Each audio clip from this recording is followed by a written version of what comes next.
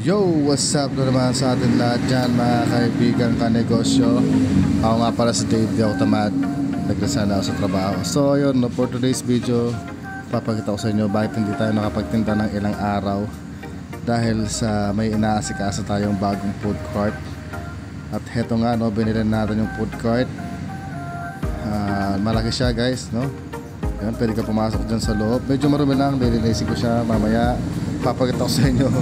Nalilinisin natin siya, pipinturahan natin siya. Tapos ayusin natin yung wiring kasi hindi na gumagana yung ilaw ng cart. So gagawa natin ng paraan. So yun, abangan nyo lang guys. So ito nga pala yung reason bakit hindi tayo nakapagtinda ng ilang araw. Sana naintindihan nyo guys. So yun, maglalabas tayo ng bagong item dito. So pinag-iisipan ko pa kung ano nga ba ilalabas natin na item. Comment down below naman kayo guys kung anong gusto nyong pagkain, no. Tapos mamimili tayo doon kung anong ano doon makikita natin na may potential. Yun yung ilalabas natin dito sa food court natin. Please comment down below kung anong gusto nyong kainin na sa tingin nyo pwede nating ibenta dito sa food court natin. Maraming salamat sa inyo lahat guys. Peace show. At heto nga guys, no, nauwi ko na sa bahay. Ang layo. Ang laki niya guys, tingnan nyo. 6 footer ako pero tangkad niya, oh. Parang ang liit ko lang dito sa cart na to. Dito nga kinarwash ko muna siya. Pinut cart wash pala. Pinut cart wash ko muna siya guys. Food cart pala to. Yan, winash natin siya kasi natambak to guys dun sa ilalim ng puno ng parang mangga, no? So medyo inalikap ko na. Shoutout nga pala dun sa pinagbilhan namin dito. Kaibigan siya ni Mrs. So yan, pakapi-kapi lang habang nagka-car wash. Yan, pinagsasabunan natin siya dyan guys. Tapos sobrang dami na talagang alikabok, pero which is gustong gusto ko to guys kasi nalilinisan natin ng maayos yung ating make sure natin na lahat ng pagkain na binibenta natin is malinis. At hindi lang yung pagkain kundi pati yung ating tindahan ay malinis din, no?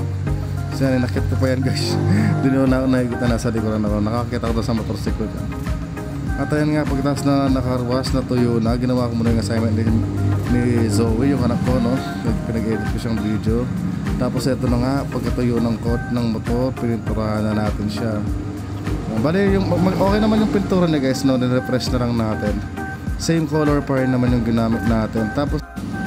Tapos yan guys, no, ito ginabi na ako dito. Naligo muna ako para bago ko ipakita sa inyo yung rolling cart natin. So ito na nga guys, no, napailaw ko na siya. Napagana ko na yung mga ilaw niya. Pinalitan natin yung mga, actually lahat ng ilaw niya pinalitan natin yung sa food court. Tapos ito pa rin yung food court natin na dati guys, no, naalala nyo, dito tayo nakilala dito sa food court na to, kaya nandyan pa rin yan. At ito naman yung ating bagong upgrade na food court, which is napakalaki. Pwede akong pumasok sa loob guys. So yung isa na akong advice guys, kung anong gusto nyong pagkain, comment down below nyo sa baba. Tapos gagawin natin, no, ititinda natin, i-market ko sa inyo. At ito nga pala yung itsura niya guys, no.